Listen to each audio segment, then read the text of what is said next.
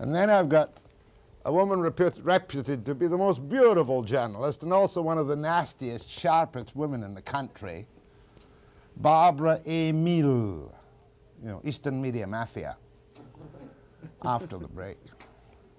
Despite my smart aleck remarks at the beginning of the program, Barbara Amiel is a respected author and journalist. Maclean's magazine, always a bit on the snappy side. I thought at first she was a woman's libber, now I think she's an anti-feminist. I first came across her work, apart from Maclean's, a magazine that I do not like, a magazine which I do not regard to be a great success as a Canadian news magazine, in a book called, written by Barbara Amiel, By Persons Unknown, which was on the sentencing for murder of a man called Demeter. Peter Demeter. Peter Demeter, who allegedly was proven to have murdered his wife. To have hired persons or persons unknown to have murdered his wife, Christine. And through that book came a thread of your unhappiness with the Canadian criminal justice system? Yes, yes. Is that so? Yes, and multiculturalism, curiously enough, since you were just sniping away at that. Tell me, are we going to agree on multiculturalism or not? Am I taking a WASP, smug, Scotch background look and denying other people the chance of getting federal money to build up their ethnic groups? Am I being unfair? I would never have thought of you as a WASP, Jack. I always thought of WASPs as rather anemic with rather thin, lanky bodies and three-piece suits. You don't fit my idea of a WASP at all. And my background isn't that of a WASP either. You don't speak like one. That's the problem. I've tried all my life to speak like one. It's very unsuccessful because I'm a mongrel too. But the question of multiculturalism, I think, is absolutely fundamental to this country, and we'll agree on it, simply because I think that it would take a blind, deaf and dumb man to assume that the government funding of people's roots, making roots a matter of public policy rather than of private policy, is a deliberate attempt to fragment the country, to offset the French minority in Quebec, to give the government power base, as much as the Democratic Party did in the United States. You get your assured votes, you get your Ukrainian vote, you get your Italian vote, you get patronage. And too bad that in the end the country dies over it. Too bad that the hostilities of the old world are brought into Canada. I talk about it in the book, and I talk about it with much unhappiness. Oh, this is the book. I don't know if they've seen it yet or not. They have. Confessions. They've seen that book. Yeah. You see, I remember once being told by one MP in opposition, it was Ron Huntingdon, who was a very outspoken right-wing Tory from the West Coast here, who had a brief moment of glory when they were in power for 5 minutes. And he's the only politician who's ever laid it on the line to me that there are 27 ridings, this was in the last election, in this country which control the government and which are, in his view, dependent on ethnic bloc voting. Absolutely. And from that, I take my line with Enrico, who's a nice guy. Nothing wrong with Enrico Diano. Do you think he actually believes what he says? I mean, it's quite extraordinary. The people who are in the business of dividing the country wear this sanctimonious face and this sanctimonious smile and talk with hand on heart about unity. You see, you talk about power blocks and votes. That's the trees. That's the practical side of why you have multiculturalism. What I'm concerned with is the philosophical side of it and the results, the end results. And the end results, which are much more dangerous than simply seats in Parliament, are a social fabric stretched to breaking point. They're one group against another group. They're the Serbs against the Croatians. They're the East Indians against the blacks. There's this whole kind of stretching of the social fabric. And by God, it's done on taxpayers' money, and it's done at the government's instigation. And I think that the more malevolent aspect of it and the more hideous question is, why does the government, not only for power reasons, want to keep this country in a state of internal strife? Why are they trying to destroy the strength and unity of Canada? I think there are two answers, and one of them is much more frightening than the simple answer of wanting to remain in power. Mind you, you're a much more cynical Canadian than even I am, because as I recall this book, I just can't get the quote on it. You say at one stage, that you give the impression at one stage that you're so unhappy that you would leave this country in a flash because of your unhappiness with it. No, it's not quite that, Jack. What I essentially say is that I'm not a nationalist in the old sense. I'm a wandering Jew. and that my allegiance is not to a group of trees or a rock, much as I love this country and its scenery. My allegiance isn't to a lake or to a geography. It is to a set of ideas and a philosophy. And as long as this country stands for free enterprise and liberty, then it has my allegiance, it has my life. But my suitcase is packed, because if in fact it is going to sell out free enterprise and sell out liberty, then I have allegiance only to that idea, and I will move on. Well, why don't you pack your case now? Because free enterprise is down the tube in this country. I guess because I'm a fighter, because I think Canada is a smashing place. You know, if you come from Europe, it has a lot of old buildings and a lot of lovely ideas, but nothing beats the Canadian. You know, this book is well worth reading because of the change in you. You started out in an affluent Jewish family. Then you had family troubles, and you run off and you do all the humiliating little thing to give yourself a working class roots background, don't you? Well, I didn't do it deliberately, Jack. I mean, one doesn't, in fact, embrace bread and dripping instead of caviar and salmon. By choice. Voluntarily, exactly. And then from there you managed to slide your way into the media gliblibs, as you call them. I wouldn't say slide, I'd say work my behind off, but yes. In the CBC. Yes, for even which in you the have, CBC. For which you have developed an astonishing scorn. I don't think astonishing. Scorn, yes. I mean, astonishing is an adjective, not astonishing in your eyes. A considerable scorn. Yes. What's wrong with the CBC these days? Mind you, you're only talking about the Eastern Media Mafia.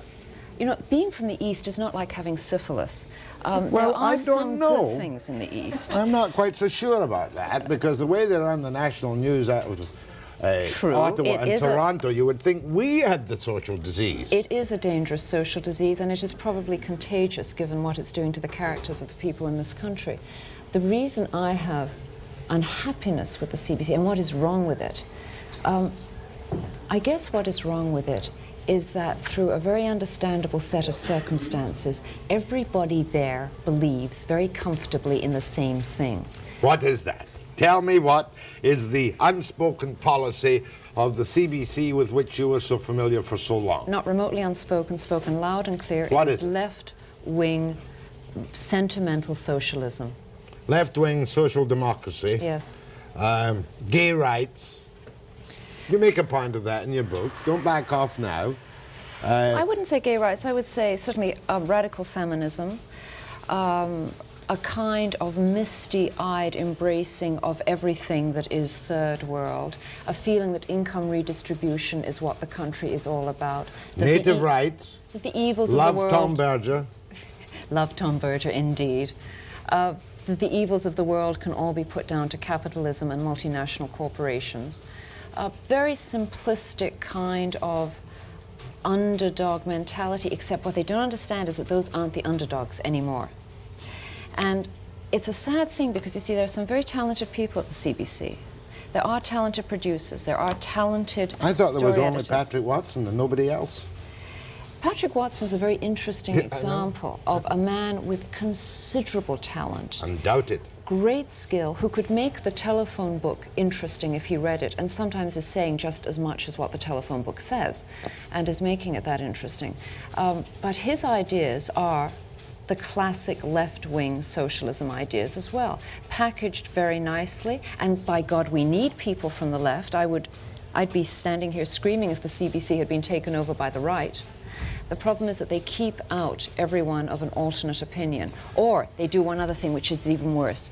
They get the little token conservative on, and they say, see, we are being fair. See, we are giving the other side of the opinion, and they're not. I cannot think of any program on CBC at this moment, or CTV, on which anyone exerts strong opinions.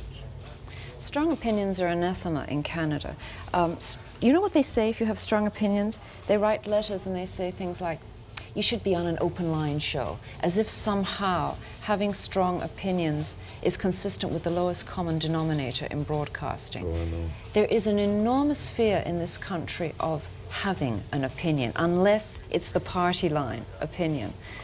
Well, I could do the job out of Ottawa any moment for any government by standing up and saying, the government today introduced legislation to make everybody 3'6" in height. And the intention of that legislation is so-and-so. Then you pat at the line. Then you Frankly, take a Jack, break. I think you're to blame in one way. Blame me after the break.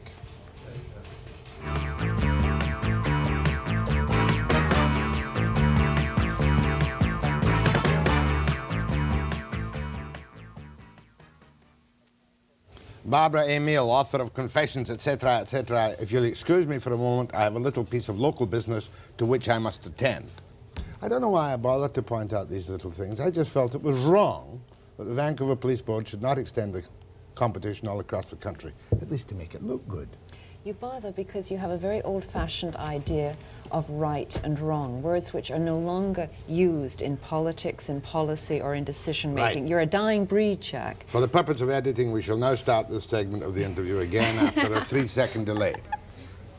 Barbara Amiel, you were telling me that I am to blame for some of this malaise which afflicts the media. Yes, because you sit here in your own malaise in Vancouver when I know perfectly well that you have been offered network cross-country exposure which would at least do something to balance the monopoly of the media by the left wing, and you sit here very comfortably in Vancouver, can't blame you, refusing to go live on network. Now, since there are so few people who have that opportunity, who are given that offer of your view and your persuasion, I think that you have a responsibility, in fact, to make your views known across the country. Go jump in the lake. Oh, but I've been told that so often, Jack, you'll have to say something much worse. Are you telling me that there's only one Webster-type commentator available across this country? Don't be silly.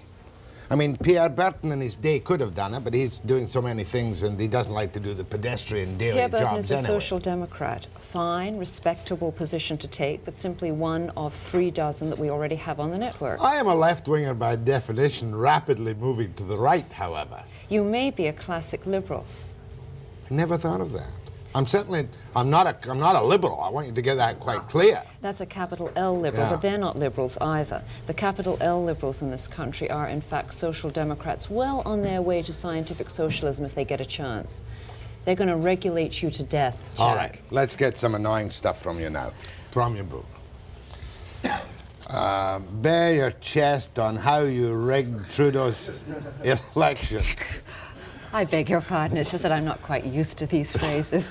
Well, this is what you call a topless show. Sometimes people's heads get taken off. If it will help the cause of freedom, I'm delighted Please, to strip. misunderstand. I'm not blushing. I blush so easily, it's appalling. Next thing. Tell the story of how you rigged the poll on Pierre Trudeau and may have played a not insignificant part in his election as leader in 1968. Cruel, cruel. It is true that I rigged the CBC poll. I was a story editor on the CBC Sunday night primetime show. And I had a very keen producer by the name of Peter Herendorf, a first-rate producer who is now the second man in charge at the CBC. And they had a terrific idea. We were going to go on air right before the Liberal Leadership Convention. And what they wanted to do was call up every delegate to the Leadership Convention, find out how they were going to vote, and announce on CBC Network who the next leader of the Liberal Party was going to be before the convention began. And they put me in charge of it, a deadly mistake. I started organizing our researchers to call everybody up, and we telephoned and telephoned, but quite rightly, the delegates refused to tell us who they were going to vote for. This was not good enough for my producer, Peter Herendorf, a man of some determination, and he came to me in my office and said, "Amiel, you can do it." Now, I knew that he'd had a lot of expensive electronic equipment installed in the CBC studios so that the computers would light up and flash who the next leader was going to be, and that if I didn't come up with a name, his head was going to be on a platter for that expensive equipment, or my head. And I kind of thought that given the choice between his head and my head, it was going to be my head. Right. So I sat down and decided that the only way out of this situation was to make up the votes, because no one was going to tell us. And I tried to think how I could get away with a lie, and it occurred to me that if you give people the lie they want to hear, they won't check into it. And the lie that everybody wanted to hear at that time was that Pierre Elliott Trudeau was going to win. He was trendy. He wore turtleneck sweaters. He talked about keeping the state out of the bedrooms of the nation. He was going to decriminalize marijuana. Never mentioning that the state was going to go into every other room in the house. Right. He was going to decriminalize marijuana. He was swinging. He was a bachelor. God knows he might be doing it with beached whales. It was a marvelous thing to have this kind of liberation. And so I wrote down in our forms that Pierre Elliott Trudeau was going to win the nomination. The producer was delighted. I have no idea whether he was a confirmed Liberal or not. That wasn't the point. He wanted Trudeau. And CBC announced to the nation on Sunday night that Pierre Elliott Trudeau was going to win the Liberal leadership campaign. Now, all the other delegates, all the other contenders rather, screamed like crazy. And a memo came down from head office saying, would you please explain how you arrived at this decision? But by the time the memo came from Ottawa to Toronto, given internal mail as well as external mail, Pierre Elliott Trudeau had been elected, and there wasn't a Liberal in sight who wasn't willing to say that they had voted for him. I don't feel, and I think it's cruel of you, because in fact I have agonized over this, it was a reprehensible thing to do. It was. It showed a kind of character flaw that I suppose I wear a hair shirt for How old now. were you at the time? 10 years, 12 years ago? I was 26. You hadn't been in the I'm business 39 that long. now, but I was 26 the way it felt. You've been in the business, what, 6 years? I was old enough to know better. I'd been in the business long enough to know better. There was no excuse. It was based on what our politicians base things on now. Expediency, If you'd handled pragmatism, that properly in Ontario political circles, you could have become a senator. Oh, I know. That is a cruel remark. But you know, it makes one to shudder, and I've never been as guilty of anything such as you have done. But I've no doubt that I've pushed my own prejudices on occasions and caused a change in things which might not have come around. But you were just being an opportunist. I was just being an opportunist. Or perhaps you sensed the thing correctly. Perhaps Yes. your poll would have been right had it been honest. Well, of course, if it had been honest, it probably would have shown Pierre Elliott Trudeau as well. Winters. Ah, wishful thinking, Jack. But I put my finger in my mouth, held it No, up to I the wind. hated Winters. I didn't like Winters. In those days, I regarded him as he came from Brinko and Churchill Falls, and he was Bay Street capitalism of the highest order. We looked very suspiciously at this man Trudeau in those days, and my first couple of press conferences I had with him when he was Minister of Justice were total and absolute disasters. It is an absolute wonder to me how the Canadian people have swallowed the really anti-democratic things that Trudeau has said and continue to re-elect him. How tough will I be? Just watch me after the break.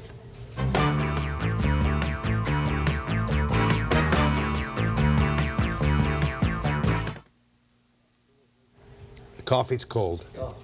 See this new cup that makes cold coffee? There's somebody here who makes coffee That's with progress for you. cold water.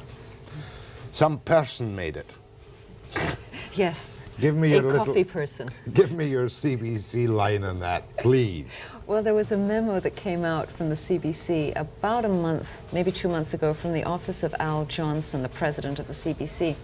And it appears that the radical feminists have taken over the CBC because the memo was a directive to all producers, all creative people, on how they were now to portray women in CBC News, Variety, Drama, Public Affairs. You can no longer use certain words in CBC. You can't use mankind because that's a sexist word. You can't use man-made. You cannot portray women according to their physical attributes, nor men according to their professional ones, whatever the hell that means. I think, as I said in the column, that it means that if you see a woman in a tight sweater on CBC, and chances are you won't anymore, you have to show a man blow-drying his hair in the same scene. What is really behind it, I think... It's frightening. It is frightening because, you see... Is this to de-sex the whole nation? You see, it is an insult to women. I happen to be a feminist. I want equal pay for the same job. I don't want a job denied to me because I am a woman. But I don't want to feel humiliated and made to feel that equality depends on me hiding my sexual identity. I take a great deal of pride in my gender.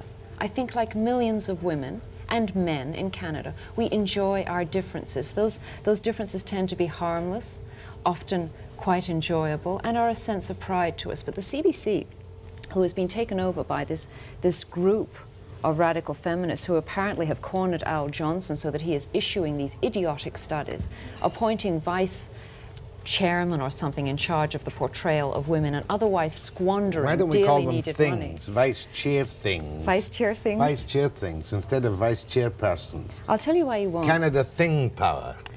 Because the women's feminist movement at the University of Toronto, the women's commissioner there, just had a statement printed in which she said in the U of T newspaper that she wished she could see Barbara Amiel smeared in an article. Smeared. Now that's one sister to another sister. Not I wish I could see her debated, not I wish I could see her arguments attacked, but smeared, which is a word that means, as far as I know, distorted, That's right. A below-the-belt thing. The Slandered, maligned, Yeah. destroyed. these professional women's movement people, that whole industry, has a kind of fascist overtone. Our opinion, right or wrong attitude. There is no free play, and I think that's probably why the government embraces it. It's the old radical militant union technique. If you're not with them, you're a fascist. Yes, absolutely. And if you're not with them, you're a fascist, I suppose. But isn't that the attitude right across Canada on so many things now? I don't think it permeates nearly so badly as in the media, for instance. No. Another thing that concerns me a little bit, the time that the Mayor of Toronto made these unfortunate remarks, or fortunate remarks, I forget the circumstances now, about homosexuals. And suddenly you begin to see coverage out of CBC Toronto, and I remember this specifically, which made me think, are there any straight people in Toronto? There began to look like San Francisco, where there are 177,000 gays, registered voters, who run that city, and where they've got the media in a total bind. Now, I object to any kind of misrepresentation of numbers, whether it's about criminals, drugs, or sexual preferences. Because television is so damnably powerful. You can make the people in Pouce Coupé think, my God, we're being terribly unfair to all kinds of people to whom we perhaps should be terribly unfair. It is true that there does, if you read the literature of our land and watch the television, appear to be a severe shortage of those of heterosexual inclinations. And certainly the talk in the women's clubs these days is of the severe shortage of people of heterosexual inclinations. But maybe it's just a fad. Maybe it's a pretend. Of course, you see, what it is, in fact, is a preoccupation with trends. And I personally, as I have said on numerous occasions, really don't care if people do it with men, women, or the proverbial beached whales. That's a personal decision. As long, who was it that said, you may do what, was it Campbell? George Bernard Shaw's correspondent, Mrs. Dorothy Campbell, who said, doesn't really matter what you do, you may do it in the streets as long as you don't frighten the horses. Yes. Mrs. Possibly Patrick Campbell. do it with the horses. Mrs. Patrick Campbell. The problem becomes when people try to legislate their sexual preferences or their lifestyles or their ambitions into a piece of law, when in fact homosexual rights become not the freedom to do what you want to do in the privacy of your own life, but become a restriction on me. It is therefore impossible for me, if a flaming gay walks into my house and wishes to sublet an apartment building I have, it is impossible for me to say no. Now, I think I'm stupid if I say that, because why should I care? No, but you can say no. Stupid. As long as you don't say no, you're not getting it because you're a flaming gay. You can say no, providing you give no reason and have your lawyers at your side. But you see, once in fact you have homosexual rights, it becomes almost impossible to prove that it wasn't because of a person's. You can neither hire nor fire people without taking into account the arrangement of their reproductive organs and what they do with them. The whole problem... Surely it's not as bad on the coast yet. Which coast are we talking about? Coast. This coast, I don't know about Vancouver. You just have these other problems with human rights. You have restaurants being closed up because they're called Honk is Heaven or something, don't you? Yeah, crazy. And we also have an incredible prostitution problem, which some people seem to be campaigning for. Well, I don't know what the problem is with prostitutes. It's a pest. I mean, it's unseemly. but don't they stick to their own habitat? No. Because I spent a long time in Vancouver. I was out here a few months ago, and I went looking for the Vancouver prostitutes. And I went looking for them not in the areas where they were supposed to be, but on the streets late at night. And I was with a group, actually, of Toronto criminal lawyers who showed a rather unnatural interest, I thought, in trying to find potential clients. At clients. least they weren't judges. And we couldn't find them. I find that this... Must have been a wet night in the winter. was actually a warm night in the summer. Well, they'd already been booked up by all the tourists. Webster and Barbara Amiel after the break.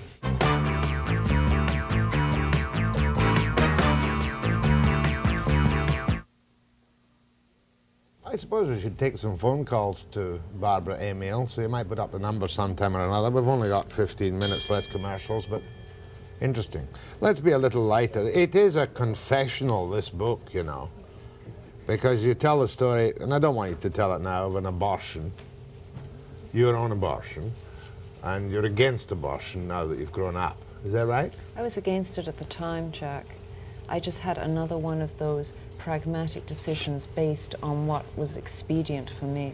How old were you? I guess I was about 24. There was a kitchen table abortion?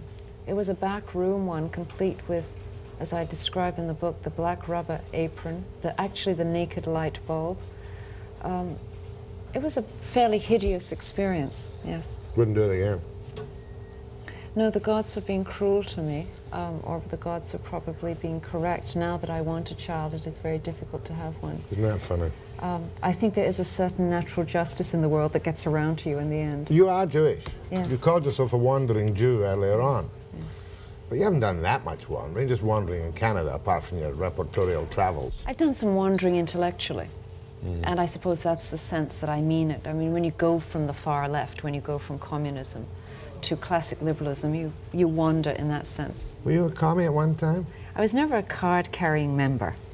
I was certainly at many communist gatherings, and I certainly believed in Marxism. I really thought it was going to provide heaven on earth. Justice. Justice. Equality. Well, you know, the whole thing, you use all these words to mask the most hideous of causes. It's the Jane Fonda syndrome. We talk about all the good things in life, and we say it with gleaming eyes. See how they didn't switch after the Vietnam War, and how the North Vietnamese very cleverly dumped their problems in Cambodia and North America? But the North Vietnamese told Miss Fonda, and indeed told the world, what they intended to do with Vietnam during the 60s. They made no secret of their plans for population redistribution, as they called it. There were even signs that the Greater Vietnamese Empire, i.e. the invasion of Cambodia, was going on. They made no secret of it. That is why those of us who were against the Vietnam War were anti-North Vietnam.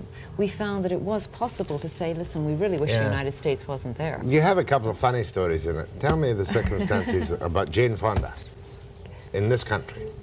Well, I mentioned in the book that I was having breakfast with Miss Fonda in New York. At the time, I was living with a gentleman who was a film director, and he was interviewing Miss Fonda for a part in a movie script, and I was in the kitchen squeezing the fresh orange juice and being ever so domestic, a role into which I do not slip easily. And Miss Fonda was in the front room talking about the totalitarian Canada. And it was just after the War Measures Act, and I explained, my boyfriend knew absolutely nothing about politics, he only knew about actors, and he called out to me, is Canada going totalitarian? And I didn't know whether it was or wasn't, but I tended to feel that we should wait and see. Bombs had gone off in Montreal. I didn't know what the War Measures Act was. And so I made some vague remarks about it. And Jane Fonda remarked that she had a headache. All this business about Trudeau and the totalitarianism and creeping fascism was getting to her. So I went trotting off to the bathroom, and I came back with a bottle of 222s with codeine in them. I gave her 2 tablets, a cup of coffee, and 10 minutes later, a serene Miss Fonda said to me, what was in those tablets? And I said, codeine, Miss Fonda, and you can get them over the counter in Canada. And that was ever so good, because she was going off to Montreal to make a speech, and while she was there, she picked up 3 bottles or whatever of 222s and came back to America, and lo and behold, at the airport they searched her baggage, and codeine in US is a controlled substance, so Miss Fonda was delayed for importing drugs over the border. And I say it now, and I said it in the book, and I've received a lot of flack for this, but a warm glow filled me when I heard that Miss Fonda had been detained at the airport because I had told her to buy C2s or 222s. A warm glow because, you see, the woman, in fact, splendid actress that she is, was advocating the cause of murderers and continues to advocate the cause of murderers and will not repent, and millions of people lie dead and lie without homes while dear Miss Fonda goes on the road advocating their cause. Barbara Amiel, author of Confessions. After the break.